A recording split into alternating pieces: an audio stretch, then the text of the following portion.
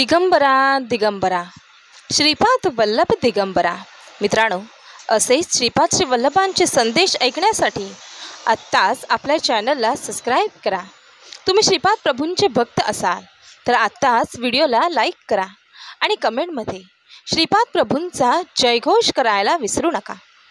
प्रभू म्हणतात, जो माझ्याजवळ आला त्याच्याजवळ आपण राहावे असे मला वाटते, पण तुम्हीच दार लावून ठेवले तर मी काय करणार? पाहुणा घरी आला आणि त्याला दार उघडलेच नाही तर तो काय करणार? तसे विषयात राहून दारे बंद करून ठेवू नका. नामाचा उच्चार कंठी ठेवा. परमात्म्याने आपल्याला सांगून ठेवले आहे की तू माझा व्हावास असे तुला वाटते आहे ना, मग तू प्रपंच अति दक्षतेने कर. प्रयत्नाला कधी मागे पाहू नकोस, पण फळ देणारा मी आहे ही भावना ठेवून तू वाग.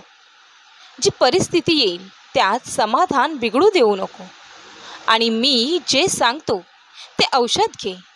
ते तुला सर्व रोगातून मुक्त करेल आणि ते औषध जर कोणते असेल तर ते माझे नाम होय.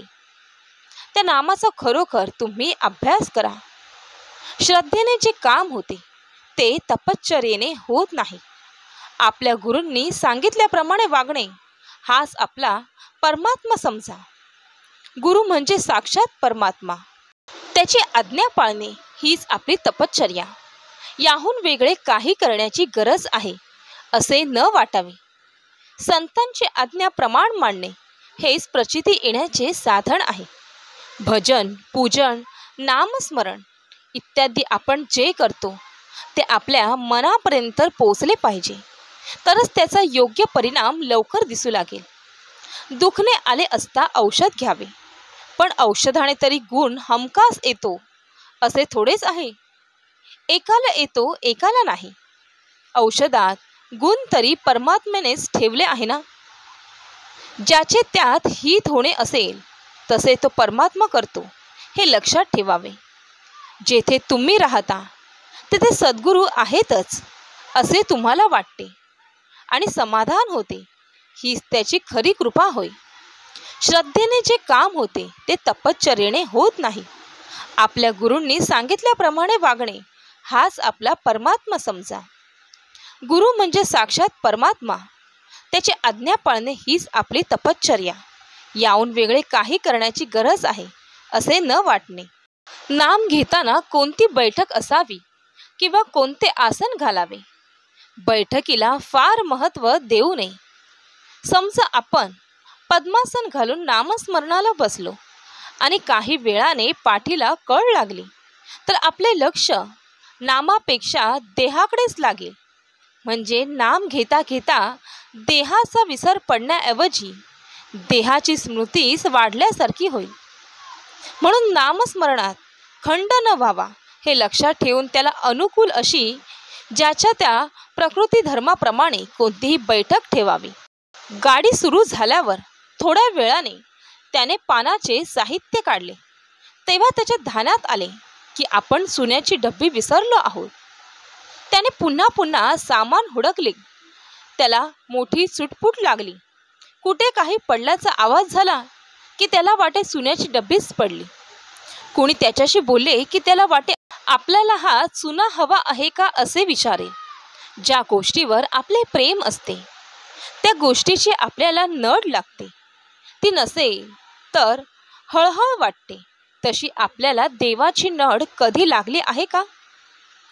प्रवासात आपल्याला कुणी चांगला माणूस भेटला, त्याच्याशी आपण बोललो बसलो की त्याचे प्रेम आपल्याला लागते. तो त्याच्या स्टेशनवर उतरून जाताना आपण त्याला म्हणतो, तुमच्याबरोबर वेळ किती आनंदात गेला. तुम्ही आणखी बरोबर असता तर बरे झाले असते. थोड्याशा सहवासाने जर एवढे प्रेम उत्पन्न होते तर मग भगवंताचा अखंड सहवास ठेवल्यावर त्याचे किती प्रेम मिळेल. म्हणून त्याच्या नामाचा सतत सहवास ठेवा. एक बाई होती. तिला एक सुरेख मूल झाले. तिला वाटे आपले मूल छान दिसावे, लोकांनी त्याला सुंदर म्हणावे, म्हणून ती मुलाला भारी भारी कपडे घाली, सोन्या मोत्याचे दागिने घाले. आणि चांदीच्या पाळण्यामध्ये निजून ठेवी. हे सर्व करण्यामध्ये त्याला दूध पाजण्याचे मात्र विसरून जाई. म्हणून ते मूल सारखे रडायचे आणि पुढे पुढे तर ते अगदी रोड व निस्तेज बनू लागले. एकदा तिची मोठी बहीण तिच्याकडे आली. तिने हा प्रकार पाहिल्यावर ती म्हणाली, अगं, तू हे काय मांडले आहेस? बाळाला आधी पोटभर पाज आणि मग कपडे दागिने वगैरे घाल. त्याची त्याला जरूरत नाही. त्याला त्याच्यापासून त्रास होतो. त्याला फक्त दुधाची अपेक्षा आहे. ते पोटभर दे. तात्पर्य, आपण आपल्या गुरुचा किंवा भगवंताचा मोठा उत्सव करतो, पण भगवंताला आपल्या हृदयातील प्रेमाची अपेक्षा असते. ते प्रेम शुद्ध व निस्वार्थी प्रेम न देता त्याचा अगदी मोठा उत्सव केला तर भगवंत कसा प्रसन्न होईल? संत आपल्याला हेच सांगतात की गुरुला किंवा भगवंताला फक्त प्रेम द्या. सुखी जीवनाची 4 तत्वे आहेत. पहिली ती म्हणजे कोणत्याही गोष्टीचा हट्ट धरू नका. जे मिळेल ते प्रसाद म्हणून स्वीकारा. दुसरं, जिभेने चुकीचे वागू नका, कारण तोंडातून एकही चुकीचा शब्द निघाला तर रामायण महाभारत बनते. तिसरं, मालमत्तेशी संलग्न होऊ नका, कारण जास्त आसक्ती शेवटी दुःखाला कारणीभूत ठरते. चौथं, कोणत्याही व्यक्तीशी पूर्वग्रह दूषित वागू नका, कारण एका रात्री मित्र शत्रू बनू शकतो आणि शत्रू मित्र होऊ शकतो. एका कंजूसाने आयुष्यभर कंजूस राहून 5 कोटी रुपये गोळा केले. या पैशाने आभार मानून वर्षभर कोणतेही काम न करता तो बासरी वाजवण्याचे स्वप्न पाहू लागला. पण तो पैसा गुंतवण्याचा निर्णय घेण्याआधीच यमदूताने त्याचा दरवाजा ठोठावला. त्या माणसाने यमदूताला थोडा वेळ देण्याची विनंती केली, पण यमदूत ठाम राहिला. त्या माणसाने विनवणी केली, मला 3 दिवसाचे आयुष्य द्या. माझे अर्धे पैसे मी तुला देईन. पण यमदूताने त्याच्या बोलण्याकडे लक्ष दिले नाही. त्या माणसाने मग प्रार्थना केली, मी तुला आयुष्याचा 1 दिवस मागतो. त्याबद्दल मी माझ्या अनेक वर्षाच्या मेहनतीचे कमावलेले सर्व पैसे तुम्हाला देईन. यमदूत अजूनही ठाम राहिला. सर्व समजून काढल्यावर त्या माणसाला यमदूत संदेश लिहिण्यासाठी पुरेसा वेळ देतो.